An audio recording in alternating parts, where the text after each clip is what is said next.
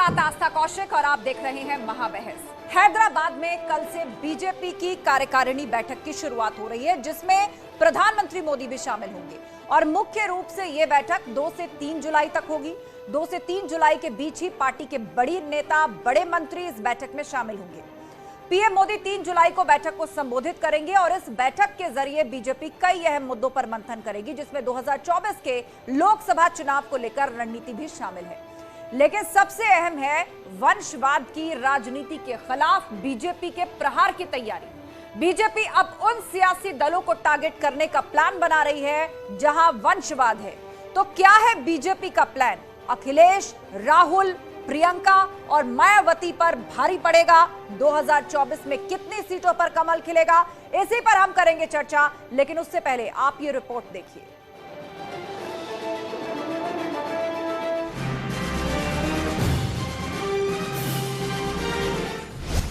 ओवैसी के गढ़ से बीजेपी देगी बड़ा संदेश। तेलंगाना की राजधानी हैदराबाद में कल से बीजेपी राष्ट्रीय कार्यकारिणी की बैठक शुरू हो रही है। ये बैठक 2 दिनों तक चलेगी। इस बैठक में प्रधानमंत्री नरेंद्र मोदी दोनों दिन शिरकत करेंगे। 2024 के लिए रणनीति, वंशवाद मुक्त राजनीति। भारतीय जनता पार्टी एक लोकतांत्रिक पार्टी है। हमारे यहाँ पर नियमित रूप से कार्यकारिणी की बैठक होती है। जो मुद्दे पिछले समय में आए हैं उनके बारे में हम लोग विचार करते हैं, भविष्य की रणनीति हम तय करते हैं। तो आने वाले समय में किस प्रकार से हमको और जो हमारा गरीब कल्याण का एजेंडा है उस पर कैसे आगे बढ़ना है, इस पर हम लोग विचार करेंगे। राष्ट्रीय कार्यकारिणी से 2024 में जीत का फॉर्मूला। वंशवाद के खिलाफ बीजेपी का शंखनाद। बीजेपी के वंशवाद पर प्रहार की तैयारी। जेपी नड्डा के अध्यक्षता में इस बैठक का महत्व बहुत ज्यादा है, क्योंकि पिछले दिनों जिस तरीके से उत्तर प्रदेश में बीजेपी को बड़ी जीत मिली है, उसके बाद ये पहली कार्यकारिणी की बैठक है। योगी आदित्यनाथ उत्तर प्रदेश के मुख्यमंत्री भी इस बैठक में मौजूद रहेंगे।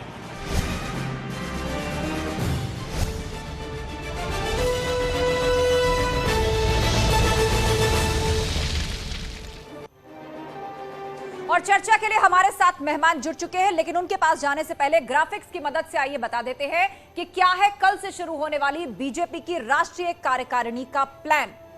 तो बीजेपी की राष्ट्रीय कार्यकारिणी की बैठक कल से हैदराबाद में शुरू होने जा रही है और ओवैसी के गढ़ यानी हैदराबाद में कल से यह बैठक शुरू होने जा रही है। प्रधानमंत्री मोदी बैठक में शामिल होंगे और जेपी नड्डा, अमित शाह भी राष्ट्रीय कार्यकारिणी में हिस्सा लेंगे। इसके अलावा वंशवाद मुक्त भारत अभियान की तैयारी है। मिशन 2024 के लिए देखिए फोकस किस तरह से भाजपा का है। 2024 के लोकसभा चुनाव पर मंथन होगा खास तौर पर, और बीजेपी का जो टारगेट है 2024 के लिए वो 350 प्लस सीटें जीतने का टारगेट भाजपा ने अभी से ही रख लिया है।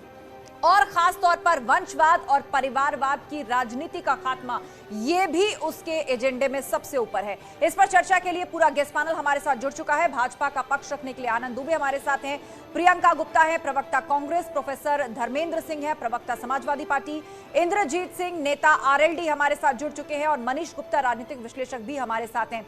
आप सभी का बहुत स्वागत है और थोड़ी देर में आनंद दुबे हमारे साथ जुड़ेंगे, फिलहाल वो अभी कनेक्टेड नहीं है। तो सबसे पहले सवाल, चूंकि लोकसभा चुनाव पर यहां हम बात कर रहे हैं, प्रियंका गुप्ता जी कांग्रेस की प्रवक्ता हमारे साथ है, आपसे यही, बीजेपी का फोकस ना सिर्फ उन सीटों पर है जो 2019 में हारी थी, बल्कि वो कह रहे हैं कि परिवारवाद और वंशवाद का खात्मा भी इस बार होगा। रणनीति इस तरह बनाई जाएगी, घेरा जाएगा उन परिवारों को जिनको बार बार राजकुमार या वंशवाद कहकर संबोधित करती रही है भाजपा, और उसमें कांग्रेस पार्टी का नाम सबसे ऊपर है। देखिए, मैं सिर्फ इतना कहना चाहती हूँ कि जिस तरह से आज जीएसटी लगाई जा रही है, जिस तरह से लोगों के पास जॉब्स नहीं है, जिस तरह से समस्याएं मुंह फाड़े सामने खड़ी हैं, महंगाई बढ़ती चली जा रही है, रुपया इस कदर गिरता चला जा रहा है डॉलर के मुकाबले, तो आप देखिए क्या स्थिति हो गई है। 79.11 ये है रुपये का स्टेटस। एक समय था जब रुपया गिरता था तो देश की प्रतिष्ठा भी गिरती थी, पर आज देश की प्रतिष्ठा नहीं गिर रही है, सिर्फ रुपया गिर रहा है। तो मैं पूछना चाहती हूँ कि क्या यही राजनीति हो रही है, सिर्फ वंशवाद की बातें? और आप वंशवाद की बातें क्यों करते जब आप खुद वंशवाद फॉलो करते? आपकी पार्टी में क्या वंशवाद नहीं है? आप तो मित्रवाद एक नया वाद लेके चले हैं। अब देखिए किस तरह से अडानी जी को जो है इन्होंने सिर्फ हिंदुस्तान में ही नहीं, जितनी प्रियंका हमारी जी, राष्ट्रीय आप संपत्ति है अलग अलग मुद्दों जी, की बात कर रही हैं, आप अलग अलग विषयों की बात कर रही हैं। उन सारे विषयों को आप जिस भी स्टेट में चुनाव होता है असेंबली इलेक्शंस में उठाते रहते हैं, लेकिन खास तौर पर मैंने सवाल वंशवाद को लेकर इसलिए पूछा क्योंकि बीजेपी की रणनीति का ये अहम हिस्सा है। पहला तो ये जो सीटें उन्होंने हारी 2019 में, और दूसरा ये कि जितने भी वंशवाद के वृक्ष हैं अलग अलग पार्टियों से जुड़े हुए, उन सबको कैसे समाप्त किया जाए, वहां पर भी ये मैसेज कैसे दिया जाए कि देश में जो है वो कॉम्पिटेंसी की राजनीति चलेगी, वंशवाद अब नहीं चलेगा। राहुल गांधी अमेठी से हारे, वायनाड पहुंच गए, अब एक बार फिर से आप जान लीजिए वहां घेरने की तैयारी होगी। इस पर आपका जवाब? देखिए मैंने आपसे इसी बात का जवाब दे रही हूँ कि वंशवाद छोड़िए। आप इस देश की जनता ने आपको चुनकर प्रधानमंत्री बनाया है, आप कम से कम इस देश की जनता की बात करिए ना। जिन पार्टियों को देश की जनता ने अभी नकार दिया, उनकी बात आप क्यों कर रहे हैं? क्योंकि आपके पास बात करने के लिए है नहीं। आप महंगाई पे बात नहीं करते, आप बेरोजगारी पे बात नहीं करते, आप ठीक है इस देश प्रियंका जी, में नौकरियों की बात क्यों नहीं करते, आप इस देश की महंगाई पे बात क्यों नहीं करते? 20 रुपए की चाय पत्ती जिसकी कीमत ठीक होती है है, उस पर 50 रुपए प्रियंका जी, एक बार फिर से आप लोग महंगाई, बेरोजगारी और ये टैक्स। तमाम मुद्दे उठाना चाहते हैं। अभी तक भी आप चुनाव में ये उठाते रहे हैं और चुनाव में भाजपा भी वंशवाद और परिवारवाद के मुद्दे को जोर शोर से उठाती रही है, और आपको ऐसा लग नहीं रहा कि इस पर बात करनी जरूरी है या इस पर मुकम्मल जवाब जनता को देना जरूरी है, क्योंकि भाजपा हमेशा से ही चुनाव में मुद्दा उठाती है और आप भी उठाते हैं, नतीजा आप देख चुके हैं अपने सामने। ठीक है, और भी पैनलिस्ट हमारे साथ है, और भी पैनलिस्ट हमारे साथ है, एक एक करके सब अपनी बात रखेंगे। इंद्रजीत सिंह हमारे साथ आरएलडी से जुड़े हुए हैं। आरएलडी पर भी यही आरोप लगता है, जयंत चौधरी और अखिलेश यादव को भी राजकुमार कहकर पुकारा गया असेंबली इलेक्शंस के अंदर उत्तर प्रदेश के अंदर। नतीजा सबके सामने है और 2024 में तो और घेराबंदी होगी। राष्ट्रीय कार्यकारिणी में इस पर खास मंथन होने जा रहा है बीजेपी की। इंद्रजीत जी मैं ये कहना चाह रहा हूँ कि देश में जैसी अभी कांग्रेस के प्रवक्ता ने जिक्र करा, तो आपने कहा ये बार बार यही बात करेंगे। मैं कहना ये चाह रहा हूँ, क्या हमारे भारतवर्ष में बाकी सारे मुद्दों का समाप्ति हो गई है? देश बिल्कुल बहुत बढ़िया तरीके से चल रहा है। जो इन सब चीजों को छोड़ते हुए आप परिवारवाद पे बात करने जा रही है। परिवारवाद कम से कम आप उनके ऊपर तो मत उठाओ। आप देखिए आदरणीय जयंत चौधरी जी के परिवार में स्वर्गीय चौधरी चरण सिंह जी के ऊपर प्रधानमंत्री रहते हुए, मुख्यमंत्री रहते हुए, अगर 1 रुपए का एलिगेशन आपके कहीं इतिहास में, कहीं आपकी हिस्ट्री में, कहीं आपके चैनल पे कोई रिकॉर्डिंग हो तो मुझे बता दीजिए। चौधरी अजीत सिंह जी कैबिनेट मंत्री रहे, सभी पदों पर रहे, कई दफा सांसद रहे। अगर उनके ऊपर किसी प्रकार का एलिगेशन की कोई आपके पास स्टोरी हो तो मुझे बता दीजिए। ठीक है, जयंत चौधरी जी सांसद रहे, अब फिर सांसद बने हैं, और सबसे पहले उन्होंने घोषणा करी है कि जब अग्निवीरों के लिए पेंशन नहीं है तो मैं सांसद रहते हुए मैं भी पेंशन नहीं लूंगा।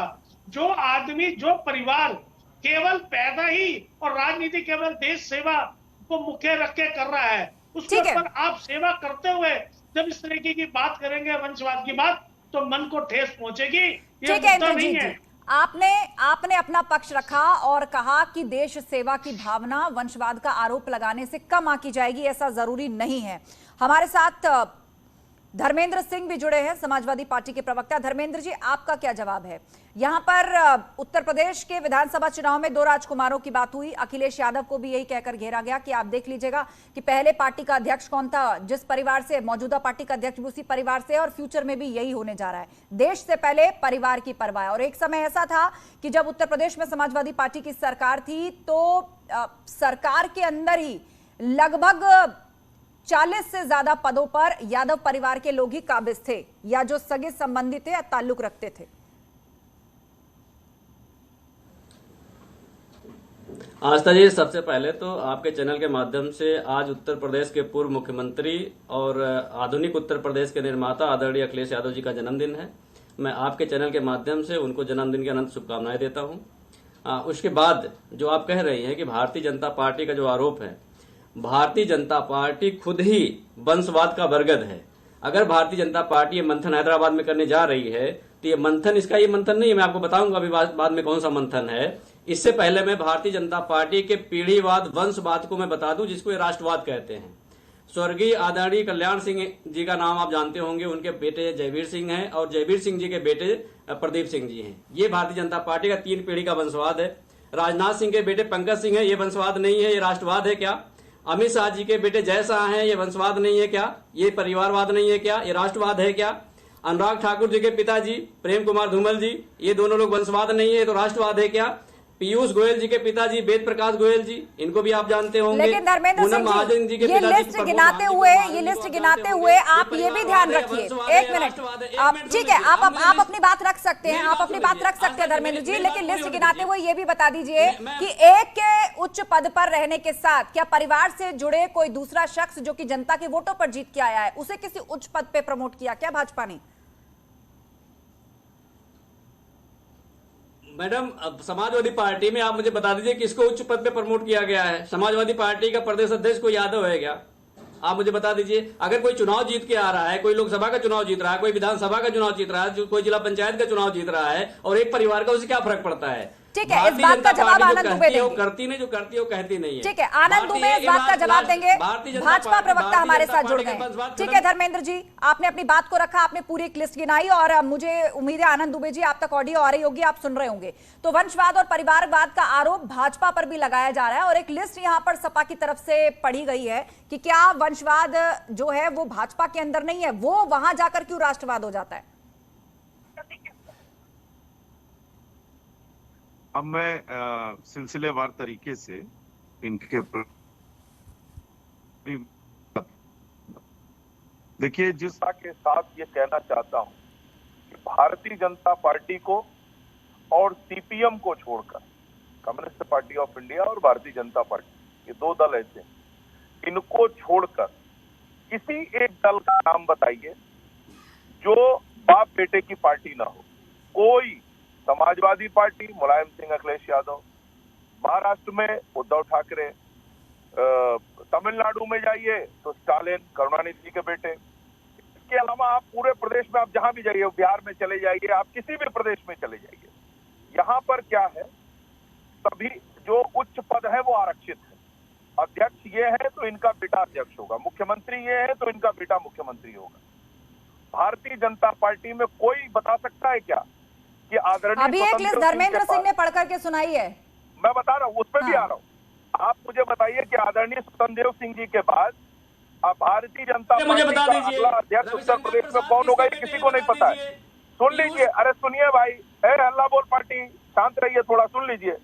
इसके बाद माननीय जेपी नड्डा जी के बाद भारतीय जनता पार्टी का अगला अध्यक्ष कौन होगा, ये कोई नहीं बता सकता। लेकिन समाजवादी पार्टी में बिल्कुल स्पष्ट है कि मुलायम सिंह के बाद उनके बेटे अखिलेश यादव ही राष्ट्रीय अध्यक्ष होंगे। क्या अखिलेश यादव से काबिल कोई व्यक्ति नहीं था समाजवादी पार्टी में जो राष्ट्रीय अध्यक्ष बन सकता था?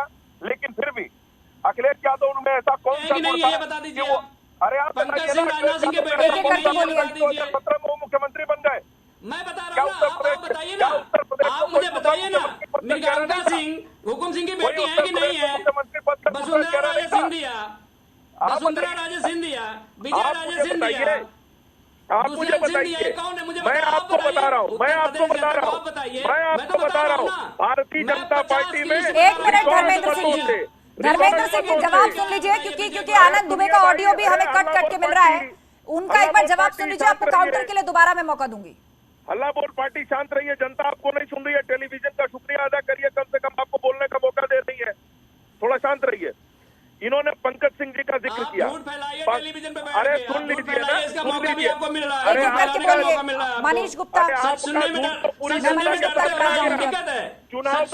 अच्छा ठीक है, आप विवाद मत करिए और मैं पीसीआर से रिक्वेस्ट करूंगी कि एक बार जरा आनंद दुबे का ऑडियो देखें, कोई तकनीकी गड़बड़ी हो रही है, ठीक से उनका ऑडियो नहीं आ पा रहा है। मनीष गुप्ता राजनीतिक विश्लेषक हमारे साथ है।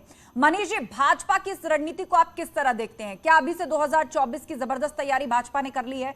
कौन सी सीटें हारी थी उनको चुन चुन करके ट्रेस किया जा रहा है, उस पर अभी से बूथ लेवल तक की जिम्मेदारी बांटी जा रही है, यूथ को जोड़ने की बात चल रही है और अब तो बड़ा लक्ष्य यह भी है कि 2024 का जो चुनाव है उसमें भाजपा ये संदेश देना चाहती है कि वंशवाद परिवारवाद की राजनीति अब अंतिम पड़ाव पर है इस देश में।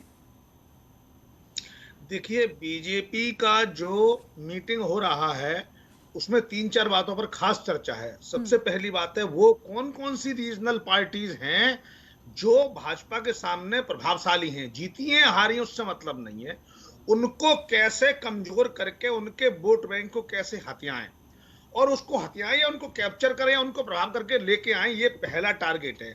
जैसे इधर शिवसेना मराठवाड़ा में तो शिवसेना कमजोर हुई है, इधर पंजाब में अकालियों को कैसे कंट्रोल में किया जाए, है ना। अभी तो फिलहाल सरकार आम आदमी पार्टी बन गई। इसी तरीके से जैसे कश्मीर में क्या होना है, राजस्थान में क्या होना है, जो जो क्षेत्रीय पार्टी हैं उन क्षेत्रीय पार्टियों को कैसे, हेमंत सोरेन की झारखंड मुक्ति मोर्चा, उनको कैसे कंट्रोल करना है, इनको कैसे फाइट करनी है, सबसे बड़ी चर्चा का विषय ये है। और जो दूसरा इश्यू है कि दिल्ली के इलेक्शन को कैसे देखा जाए, तीसरा इश्यू है तेलंगाना के इलेक्शन को कैसे देखा जाए। बिल्कुल मनीष जी, आपने साउथ के कुछ राज्यों की बात करी, आपने झारखंड की बात करी, लेकिन खास तौर पर हम उत्तर प्रदेश पर अगर फोकस करें तो जिस तरह समाजवादी कुनबे में बिखराव हो रहा है, आपको लग रहा है कि उसको फौरन ठीक किए जाने की जरूरत है, वरना सपा के लिए बहुत मुश्किल हो जाएगी 2024 में। आप देखिए महाराष्ट्र में क्या हुआ, अब वहां पर ये चर्चा चल रही है, ये अब सवाल ये हो रहा है कि शिवसेना असली कौन है, एकनाथ शिंदे वाली शिवसेना कि उद्धव ठाकरे वाली शिवसेना। समाजवादी पार्टी को अपने कुनबे को बचाए रखने की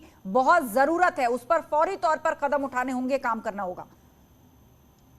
देखिए आस्था जी, समाजवादी पार्टी के कुनबे में जो बिखराव है ना, वो अंदर इतना गहरा चुका है कि अब उसकी भरपाई होनी आसान नहीं है।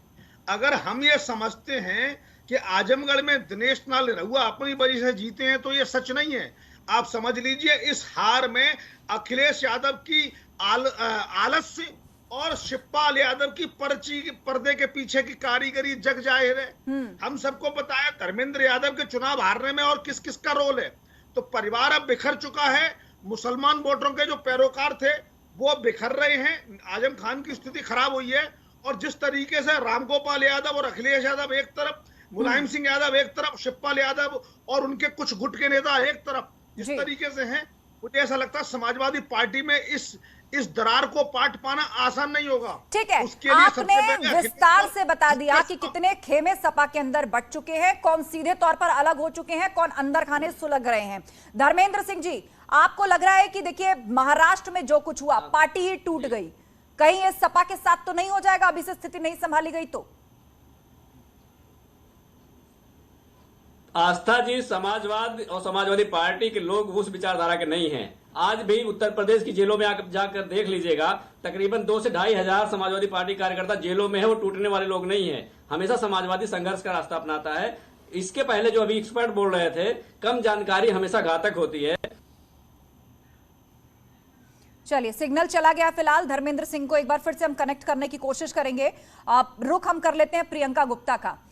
प्रियंका जी, पार्टियों के अंदर असंतोष अब नया नहीं रह गया, मैं यहां विपक्षी पार्टियों की बात कर रही हूं। महाराष्ट्र में अब खेमेबाजी इस आधार पर बटी कि बाला साहेब ठाकरे और हिंदुत्व का पुरोधा अब है कौन। समाजवादी पार्टी के भी भीतर आप देखें, ये सवाल मैं धर्मेंद्र सिंह से पूछना चाह रही थी, उनका सिग्नल चला गया, कि उनके पार्टी के अंदर भी एक विचारधारा इस तरह की है कि लोहिया का असली फॉलोअर आखिर कौन है। शिवपाल यादव और उनकी पार्टी अपना क्लेम करती है और सपा को भटका हुआ बताती है कि वो लोहिया जी के विचारधारा और उन सबसे भटक चुके हैं, वो बात नहीं रह गई है। कांग्रेस के अंदर भी नेताओं में असंतोष है। तो ये तो पार्टियां टूटने का मौसम है, 2024 तक कैसे चलिएगा? और बीजेपी इसी ताक में है, मंथन 2024 को ही लेकर चल रहा है कि परिवारवाद और वंशवाद को कैसे खत्म किया जाए। अब जब परिवारवाद और वंशवाद की बात करती है तो मुझे लगता है कि बीजेपी में जब कम पड़ जाता है परिवारवाद और वंशवाद, तो वो दूसरे की पार्टियों के परिवार के लोगों को और वंश के लोगों को लेना उचित समझते हैं। तो मैं समझती हूँ कि जिस तरह से लोकतंत्र की हत्या की जा रही है, जिस तरह से एक के बाद एक गवर्नमेंट, चुनी हुई गवर्नमेंट, चाहे मध्य प्रदेश की हो, गोवा की हो, कर्नाटक की हो, या आप अभी देख लीजिए जिस तरह से जो महाराष्ट्र में हुआ, तो आप देखिए किस तरह से लोकतंत्र की हत्या करके, किस तरह से खरीद फरोख्त करके विधायकों को होटल हुआ रुपए खर्च किए गए और उस तरह से सरकार बनाई गई। तो ये तरीका है इस देश में लोकतंत्र का, और इसको आप कहते हैं कि आप वंशवाद क्यों? अरे आप ये भी तो सोचिए किस वंशवाद की बात कर रहे हैं और किस परिवार की बात कर रहे हैं। ये वो परिवार है जिसने आजादी की लड़ाई से लेकर देश की उन्नति, देश के विकास के लिए क्या कुछ नहीं किया। आप क्या कर रहे हैं?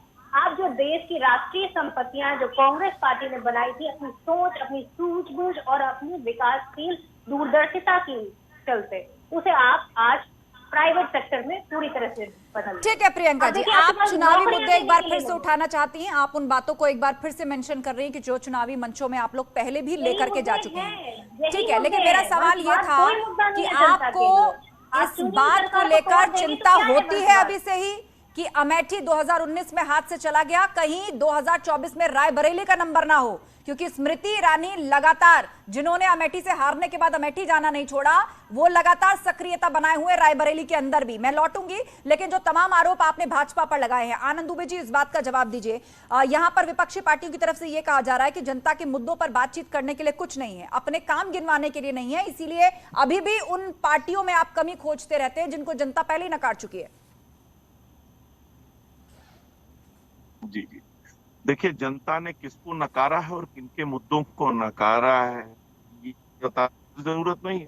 2014 से 2022 तक और अलग अलग प्रदेशों में अलग अलग चुनावों में कांग्रेस पार्टी इसी तरह का नारा अपनाती रही है, लेकिन हर जगह कांग्रेस पार्टी को हताशा और निराशा ही हाथ लगी है। इसके अलावा अब ये कह रही हैं कि हमने मध्य प्रदेश में इनकी सरकार तोड़ दी, हमने महाराष्ट्र में इनकी सरकार तोड़ दी। अरे भैया, अपनी नाकामयाबी का ठिकाना हमारे सर क्यों फोड़ रहे हैं? यही हालत आपका है। आप चुनाव हार जाते हैं तो कहते हैं ईवीएम ने हरा दिया, आप चुनाव हार जाते हैं तो कहते हैं कि प्रशासन मिल गया था। अरे सुन लीजिए ना भाई, सुन लीजिए, मैं यही तो कह रहा हूँ। अरे सुन लीजिए ना, कामयाबी, हाँ नहीं, कामयाबी इसको सही कह रही है, कामयाबी इसको कहते हैं कि आप जो है 400 से 40 पर पहुंच जाइए। सही बात है, यही कामयाबी है, यही कामयाबी है। आप अमेठी हार जाइए, आप उत्तर प्रदेश से आपका सुपड़ा साफ हो जाए, यही कामयाबी है। आपने तो आपकी तो काबिलियत इतनी है कि आप शून्य पे आ गए। अगर आप इसे कामयाबी मानती है तो बहुत अच्छी बात है। ईश्वर करे आपको इसी तरह की कामयाबी लोकसभा में मिले। मुझे तो अफसोस होता है, मुझे अफसोस होता है कि कांग्रेस के लोग कितने खुश हैं, कितने खुश हैं। 0 सीट मिलने के बावजूद, 1-2 सीट मिलने के बावजूद बहुत खुश हैं। क्या मतलब, क्या हालत हो गई है? ये शून्य की तरफ। प्रियंका जी, आपने अपनी बात पूरी तरह से रखी, अब उसका जवाब सुन लीजिए आनंद दुबे से, आपको दोबारा मौका मिलेगा पॉइंट रखने का। 1 मिनट प्रियंका जी, ठीक है, आप बोलिएगा दोबारा। एक बार आनंद दुबे जी 10 सेकंड में बात खत्म कीजिए आनंद जी, फिर प्रियंका जी कुछ कहना चाह रही हैं। सुन लीजिए, देखिए, असल बात यह है कि कांग्रेस की स्थिति ये हो चुकी है कि यहाँ पर किसी को यही नहीं पता है कि इनका नेतृत्व कौन कर रहा है। आपस में ही परिवार में फुटमत है। सोनिया गांधी, राहुल गांधी, प्रियंका गांधी, तीनों की आपस में फुटमत है। कोई नहीं समझ पा रहा है कि इस समय पार्टी की कमान किसके पास है। अब अपने निकम्मेपन और अपनी नाकामयाबी का दोष जो है वो दूसरों पर पड़ रहा है। अरे आपकी सत्ता, आपकी पार्टी आपसे नहीं समझ रही है और आप दूसरों पर दोष लगा रहे हैं। कम से कम शर्म तो करिए, कुछ चिंतन करिए, कुछ मनन करिए। ठीक है, शांत हो जाइए आप दोनों। मनीष गुप्ता कुछ ऐड करना चाह रहे हैं। आनंद दुबे, प्रियंका गुप्ता, शांत हो जाइए। आप दोनों ने अपनी अपनी बात रखी, मनीष गुप्ता कुछ कहना चाह रहे हैं, बोले मनीष जी। आस्था जी, अभी प्रियंका गुप्ता जी ने बड़ी रोचक बात कही। उन्होंने कहा कांग्रेस के जन्मदाताओं ने बड़ी तपस्या की, स्वतंत्रता संग्राम में भाग लिया, और अगर आज उनके बच्चे, उनके नाती पोते और उसके आगे की पीढ़ी अगर राजा बन रही है, अध्यक्ष बन रही है, किसी को क्या आपत्ति है? अरे भाई, मैं ये कह रहा हूं, जवाहरलाल नेहरू के नाम पर 500 साल की पेंशन बंधवा लो, कोई मना नहीं कर रहा है। आप प्रपोजल डालिए, हम सब, पूरी जनता साथ देगी। आप 500 साल तक की पेंशन लीजिए, लेकिन राजा बने रहोगे, इस आदत से तो बाज आओ। पहले ही आप कांग्रेस पार्टी द्वारा बनी हुई एक संस्था AJL के 5000 में से 4000 शेयर आपको थोड़ा दूर कर लीजिए। इस देश में लोकतंत्र है, यहाँ वोटिंग होती है, वोट से गवर्नमेंट बनती है भाई साहब।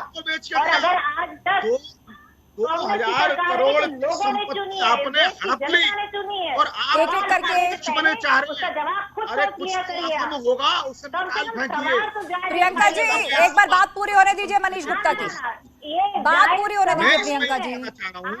जो वंशवाद की बात आस्था जी ने आगे बढ़ाई थी, उसमें किसी पार्टी को नहीं है। पार्टी के लोग सिर्फ ना अध्यक्ष चुन सकते हैं, और इस देश में सरकार जनता चुनती है। अखिलेश यादव को राजा और प्रजा की बाती मत करिए, राजा और प्रजा की बाती नहीं हो सकती। ठीक है, आप दोनों अपनी बात रख चुके हैं। मनीष गुप्ता और प्रियंका गुप्ता जी, आप दोनों शांत हो जाइए, आप दोनों शांत हो जाइए। इंद्रजीत सिंह हमारे साथ आरएलडी से है। ठीक है मनीष जी, आपने अपनी पूरी बात करी। प्रियंका जी आप सबकी बातें सुनिए, उसके बाद मैं आपको मौका दूंगी। आप इंद्रजीत जी ये बताइए कि इस बार उत्तर प्रदेश के विधानसभा चुनाव में आपने समाजवादी पार्टी के साथ गठबंधन किया, तो क्या 2024 तक इस बार भी भाजपा ने यही कह के इस गठबंधन को घेरा था कि 2 लड़कों की जोड़ी, 2 राजकुमार, वंशवाद, परिवारवाद, तो क्या 2024 तक ये गठबंधन चलने वाला है? क्योंकि सपा का कुनबा जिस तरह बिखर रहा है, या गठबंधन दल उसको सलाह दे रहे हैं, आपको लग रहा है कि ये प्रयोग 2024 तक एक बार फिर आप दोहराना चाहेंगे? मैं चाहूंगा, आपने सबको मौका दिया, मुझे शुरुआती तौर पे बहुत कम मौका मिला, आपने मुझे अपने पैनल पे जोड़ा है, मैं आपका आभारी हूँ। मुझे समय दीजिएगा 2 मिनट की बात कहने का, क्योंकि जिस लिए आप डिबेट कर रहे हैं कम से कम जनता तक वो मैसेज तो जाए कि आप चाह क्या रहे हैं, आपने डिबेट रखी क्यों है। देखिए, वंशवाद कोई मुद्दा नहीं है। आज की तारीख में बहुत सारे ऐसे मुद्दे हैं जिसमें उस मीटिंग में, जो उनकी मीटिंग हो रही है हैदराबाद के अंदर, जिसमें चर्चा होनी चाहिए। आज आपने किसानों को 700-750 किसान मरा, 11-12 महीने आंदोलन चला, आपने वायदा करा कि हम एमएसपी पे बिल लाएंगे, आज तक वो एमएसपी पे बिल नहीं लाए। फिर कोई चुनाव होगा, फिर किसान धरने प्रदर्शन करेगा, फिर आप उसको आतंकवादी, खालिस्तानी और क्या नाम आंदोलन। लेकिन इंद्रजीत जी, ये मुद्दा आपको नहीं लगता कि ये मुद्दा तो अब खत्म हो गया है? इस पर आप चुनाव लड़ चुके, जनता ने अपना फैसला सुना दिया है, अब आप एक हाइपोथेटिकल सिचुएशन क्रिएट कर रहे हैं यहाँ पर। नहीं, वंशवाद के सवाल पर आपने जवाब नहीं दिया। मैं उसी पे आ रहा हूँ। क्या एमएसपी का मुद्दा नहीं है? बिल बन गया क्या एमएसपी पे? एक बात, चलो अब वंशवाद की बात आते हैं। वंशवाद आप बताओ, हमें एक तो मैं आपको जयंत जी वाली बात पे आपको क्लियर कर दूं, हम साथ रोज बदला नहीं करते, रोज साथ छोड़ा नहीं करते। हमने, हमारे सांसद जयंत चौधरी जी ने जो हाथ पकड़ा है वो 2024 नहीं, आगे तक का भी ये साथ रहेगा, क्योंकि ये साथ आज एक दिन का नहीं है। स्वर्गीय चरण सिंह जी यह कहा करते थे कि मेरा एक पुत्र, मेरी एक आंख चौधरी अजीत सिंह है, दूसरी आंख मेरे मुलायम सिंह है। तो इस तरीके का इस परिवार का रिश्ता है। ये रिश्ते रोज तोड़ने वाला और जोड़ने वाला रिश्ता नहीं है। एक बात, आज की तारीख में आपने किसानों के ट्यूबवेल पे बिजली के मीटर लगा दिए, आपने गन्ने की पेमेंट नहीं करी, किसान को मूल्य नहीं मिल रहा।